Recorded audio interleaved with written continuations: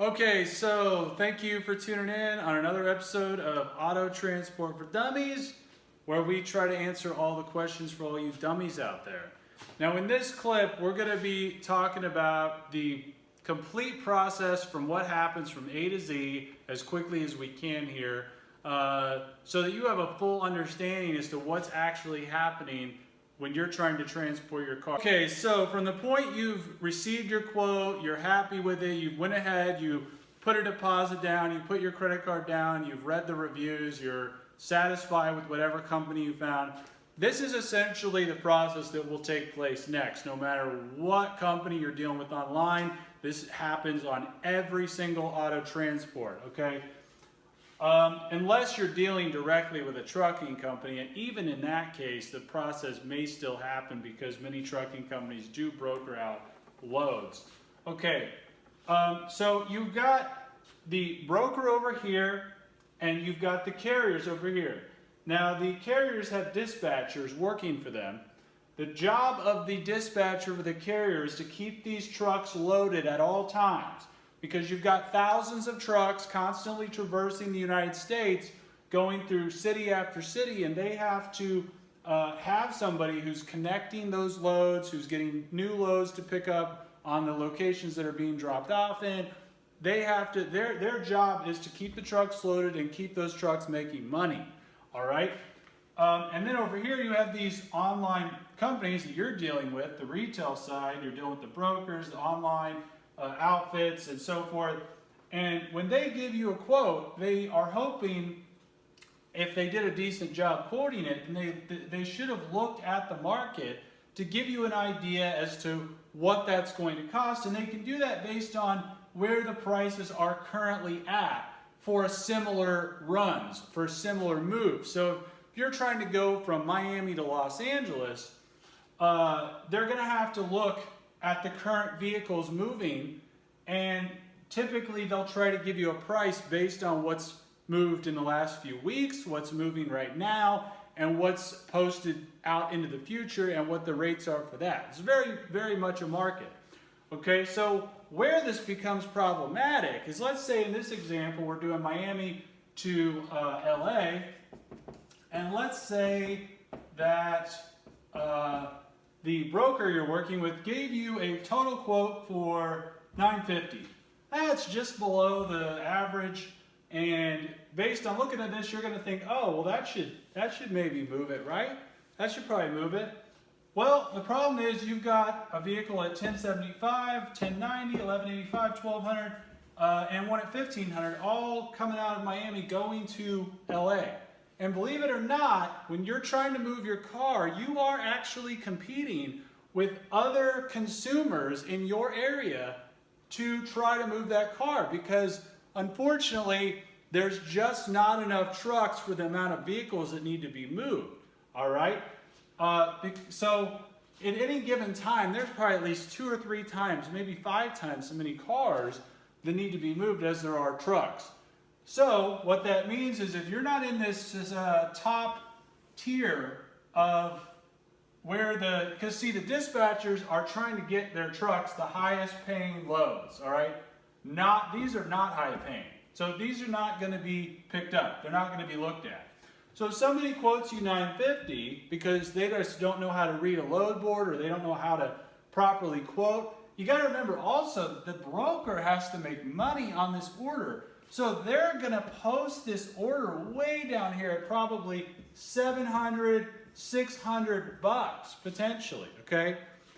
There's no chance that's going to move your vehicle. Zero chance. And the only outfits that might even be interested in moving it are going to be completely third rate, who simply cannot get a broker or another company to send them loads on the top tier. And that could be because they've got expired DOT numbers, inactive insurance, bad equipment, bad track marks, commercial ratings in their history. And so this is what happens when you begin this process, is they are trying to get this moved. The carriers are trying to, they are looking at these boards, trying to keep their trucks loaded, and the brokers have to have to post these orders at such a rate that will actually move the vehicle, okay? And you've got to take these quotes from the brokers with a grain of salt because they're not moving the vehicle. They have to go to market to get this vehicle transported. They are not capable of rendering this service in-house. They have to have it done by another outfit. They have to contract it out. All right, so yet another factor to consider that really never gets discussed is actually broker reputation, okay? The reputation of these companies actually has a lot to do in many cases with if your vehicle is going to actually get moved or not, even if they're paying a very good rate, okay? Because there are a few additional factors here, all right? Because what will happen, which actually happens quite often, is you could have an order on the board for $1,500, but let's say it's posted by Montway, or let's say it's posted by, I think it's like BMT Group, or forget the name, I might be saying it wrong. Let's say it's posted by AAA Anytime. I don't mind putting their name out there because they're terrible. Bottom line is, if it's posted by one of these outfits or an outfit similar to this, and then you've got another car at $1,300 posted by a top-notch outfit that always, sends out cars that are ready to go. There's no surprises. The customers are easy to deal with.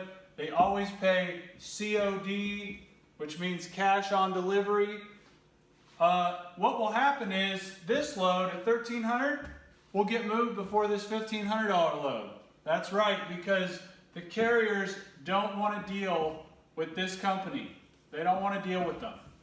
So they will gladly take this order and take the $200 less and not have to deal with all the headache of dealing with this other outfit. I'm not kidding about this. You can ask any trucking company you want, okay? We commonly do this, and I did it did it all the time.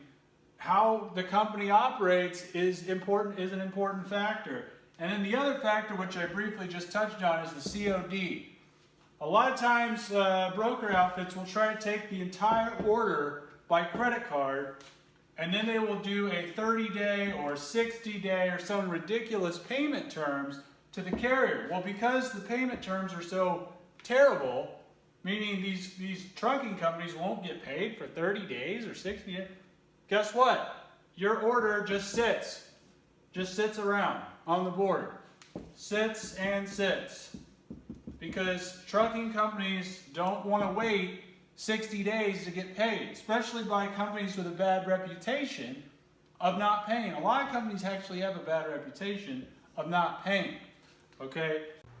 And that, of course, is why it's so important to hire the right outfit when you're setting up your transport, because the reputation of the online company is super critical, not just in terms of your dealings with them, but also in terms of their ability to attract higher end carriers, better carriers, and also even get it shipped at a reasonable rate without trying to pay an exorbitant price to just get it moved. It's almost kind of like a credit system, Somebody with a bad credit score is going to get a worse rate on a mortgage.